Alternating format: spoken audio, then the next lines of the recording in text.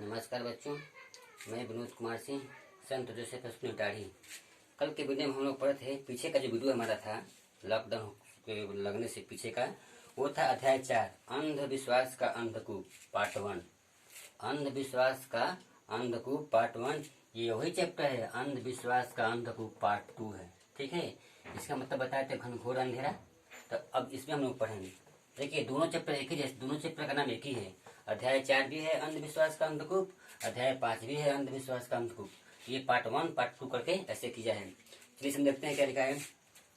अंधविश्वासों का जाल बहुत बड़ा लंबा है।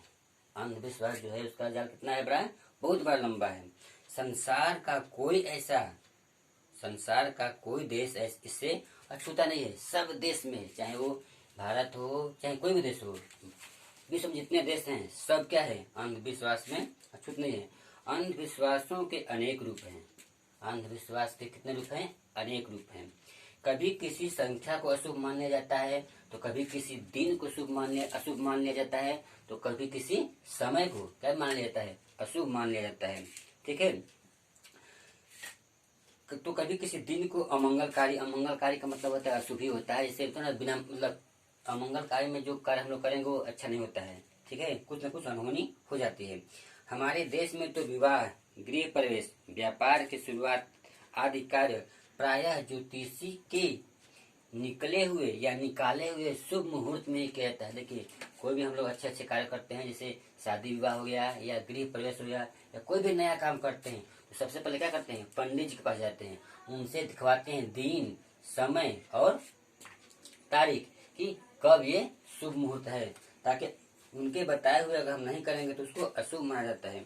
निकाले हुए शुभ मुहूर्त में ही किया जाता है। फिल्मों के निर्माता धनी और सुशिक्षित होते हैं, पर वे भी नई फिल्म बनाने से पहले पंडितों द्वारा सुझाए गए सुझावों पर क्या करते हैं, मुहूर्त में ही काम करते हैं। बड़े बड़े राजनेता हो गए, बड़े बड़े मंत्री हो गए, ठीक है, ये सब लोग क्या करते हैं, कोई भी नया काम करते हैं तो सबसे पहले पंडित जी के पास जाते हैं और वहां से दिन, समय और तारीख दिखाते हैं और शुभ मुहूर्त में ही वो काम करना प्रारंभ करते हैं।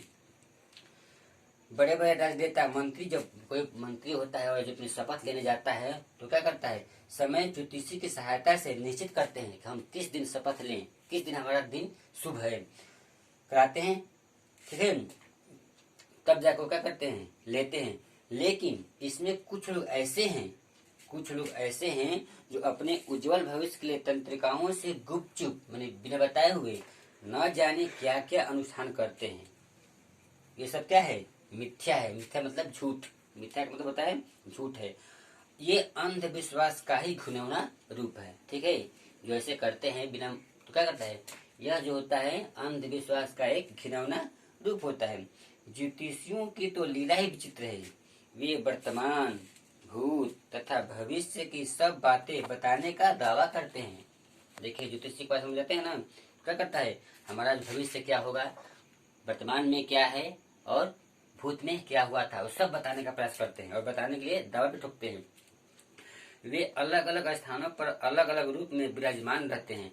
कभी मंदिरों में लंबा तिलक लगाए पोथी पात्रा लेकर बैठे रहते हैं, तो कभी 5 सितारे होटलों में बैठकर अपना मोहक जाल फैलाते हैं।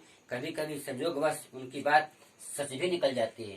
तो जब जिस व्यक्ति पर यह बात सच निकल जाती है, वो व्यक्ति क्या करता है, उसको सही मान लेता है। ठीक है, तो उनके अंधविश्वासी भक्त उनकी प्रशंसा के पुल बांध देते हैं। कभी कभी उनके बताए गए द्वारा सब बात सही होता है तो क्या करते हैं, अरे वो तो अच्छे हैं, तो ये हैं, सब क्या करते हैं, बाय करते हैं उनकी। ठीक है,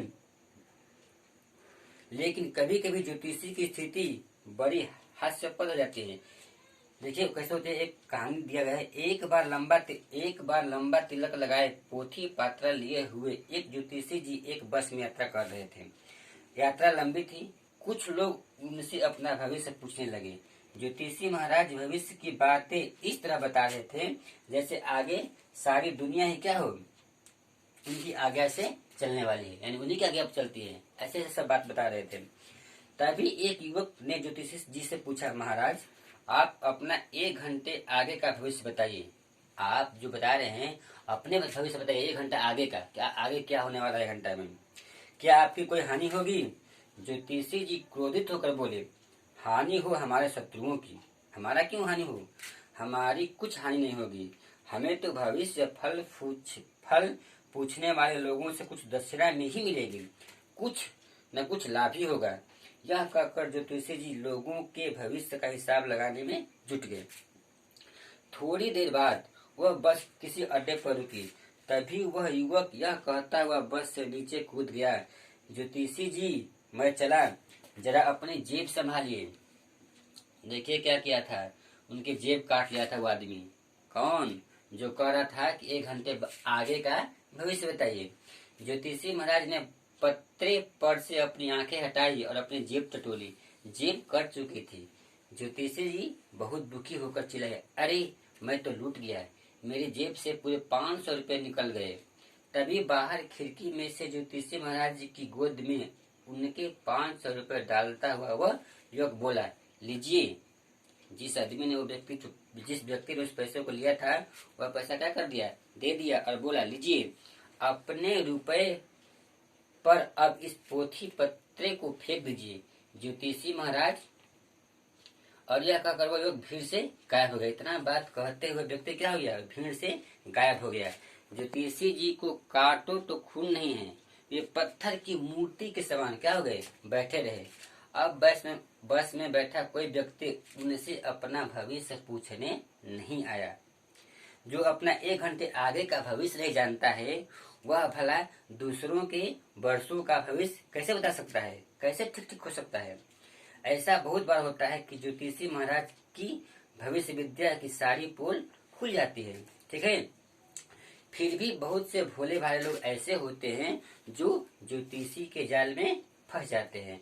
ऐसे लोग मनुष्य के मन की कमजोरी का लाभ उठाते हुए कुछ न कुछ लोभ देकर क्या करते हैं, रुपए पैसे और सब क्या कर लेते हैं, ले लेते हैं, ठीक है।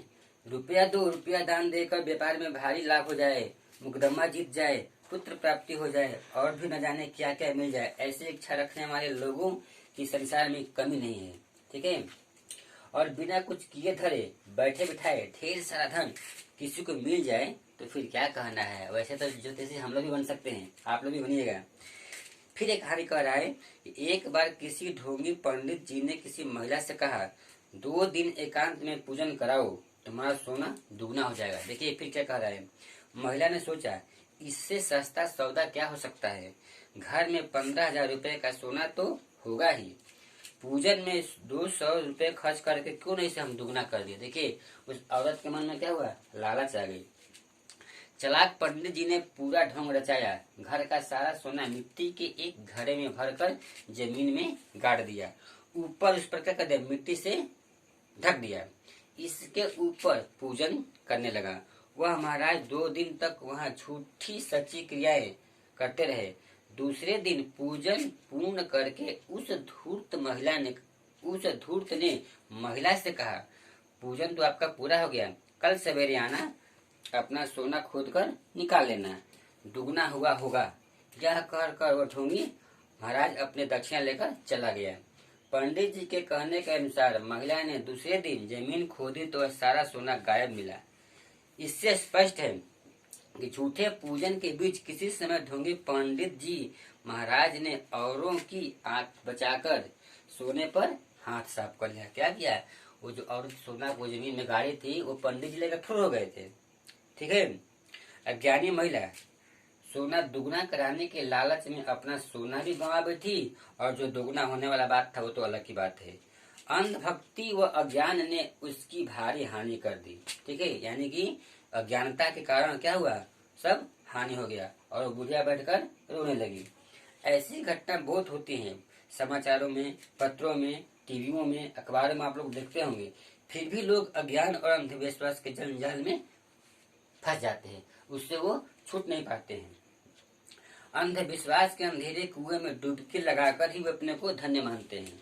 संत कबीर, गुरु नानक और महर्षि दयानंद जैसे अनेक महापुरुष हमारे देश में हुए हैं, जिन्होंने हमारे समाज में फैले हुए ढोंग, पाखंड और अंधविश्वासों की पोल खोली और खोलकर सही रास्ता दिखाया। हमें इन महापुरुषों की जीवनिया को पढ़नी चाहिए और पाखंडी तथा झूठ के पर्दाफाश को आगे नहीं करना चाहिए, उसको तोड़ देना चाहिए था। ठीक है, ये था हम लोग का अंधविश्वास का अंधकूप का पार्ट 2। ठीक है, अभ्यास अब तो ठीक है, आज के वीडियो में इतना है। ये चैप्टर हमारा खत्म हो गया। कल अगले वीडियो में पढ़ेंगे हम लोग अध्याय 6। ठीक है, वो जो कविता है, तो इसका आप लोग अभ्यास कर लीजिएगा। ठीक है, होमवर्क में हम देंगे 2-3 क्वेश्चन। तो आज के वीडियो में इतना ही। धन्यवाद।